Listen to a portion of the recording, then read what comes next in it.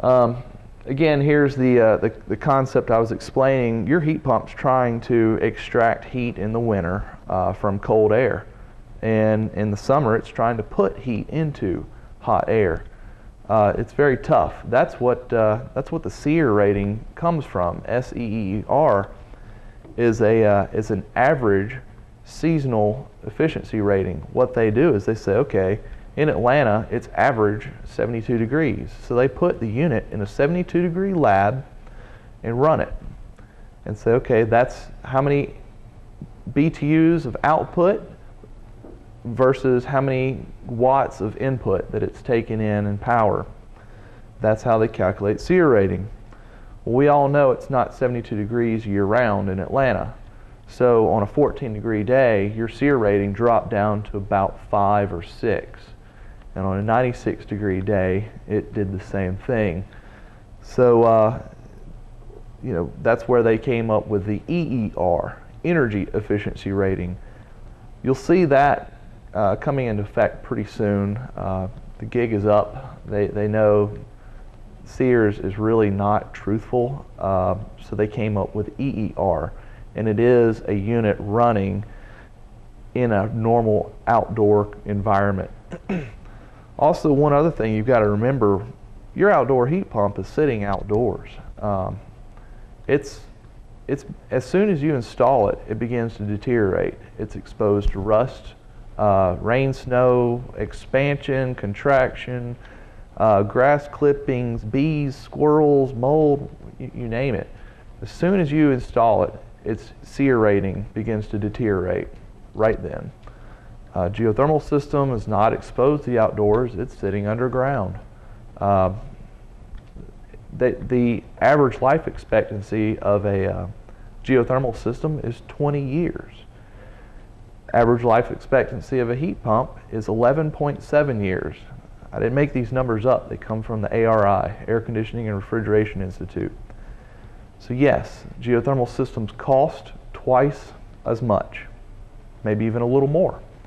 But you're going to replace it half as much.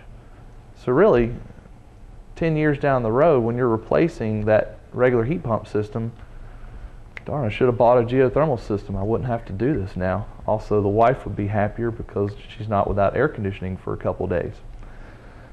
So, you say that it lasts 20 years. Does that mean that stuff below grade, could that last longer? I mean, you're talking about the active equipment. The active equipment, yeah. The stuff below grade, these the well piping there, it has a 55-year warranty. Okay. Basically, you can expect that to outlive, you know, a lot of us.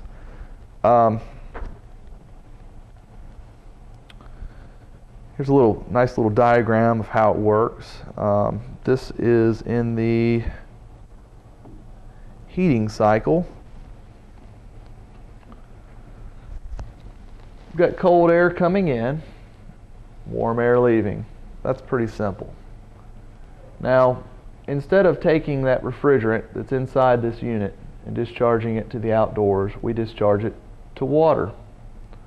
In this case, we're actually cooling the refrigerant. We're taking heat out of the refrigerant and putting it into the air. So we're taking cold refrigerant, discharging it to the water, and the water itself is going to get cold, so we use the earth to warm it back up. Another feature here with geothermal systems, you get free hot water. A lot of the jobs that we put in geothermal on, we don't sell many solar hot water heaters because why? For $1,000, I can get you free hot water.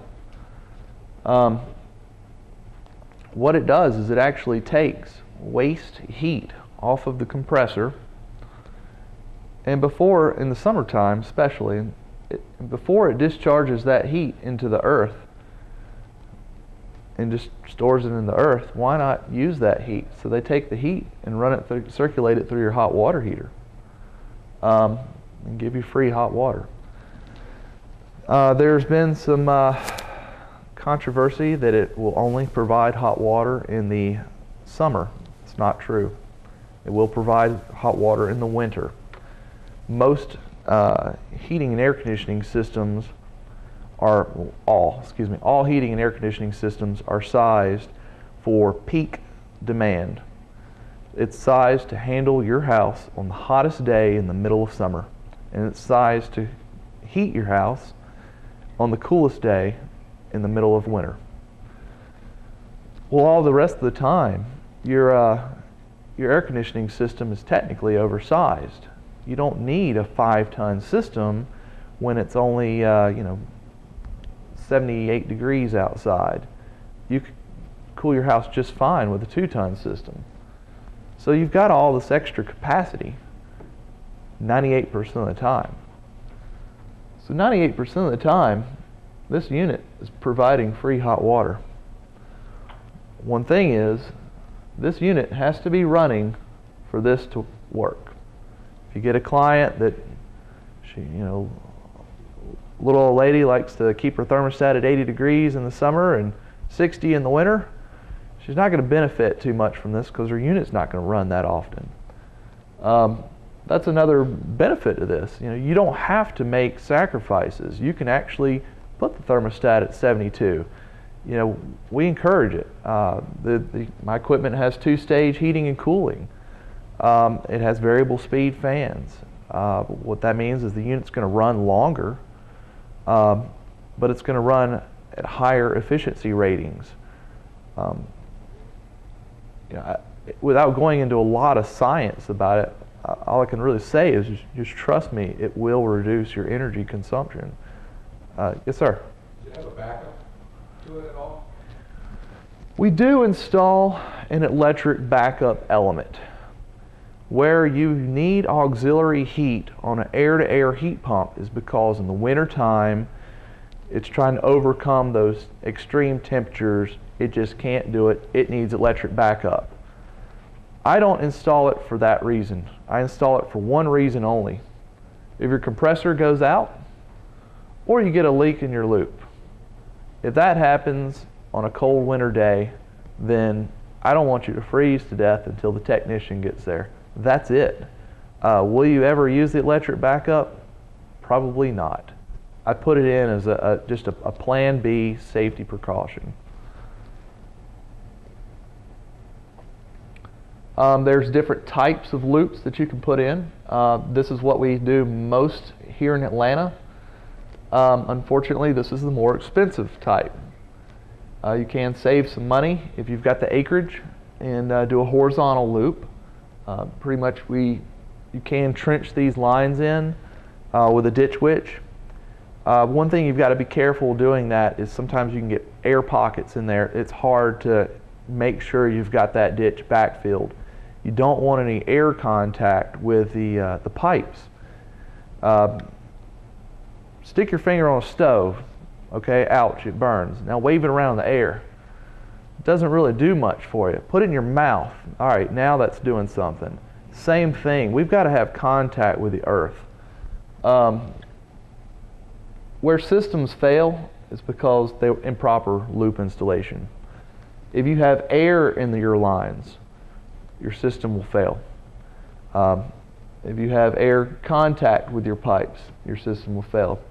If you put in a pond loop and the pond goes dry, your system will fail. Having an installer that knows what he's doing and a proper installation, those features are going to go away. I attended a service class, and they said the 3 main problems with geothermal systems when you go to troubleshoot. Problem number 1 is water flow. Problem number 2 is water flow. And problem number 3 is water flow. If it's not problems 1, 2, and 3, then you can go get your gauges. But leave the gauges in the truck. Most service techs, that's the first thing they go do, grab the gauges, put them on the unit. Geothermal systems, it's a simpler concept. Because it doesn't have that swing in ambient temperature, we don't run into the refrigerant issues that air-to-air heat pumps can.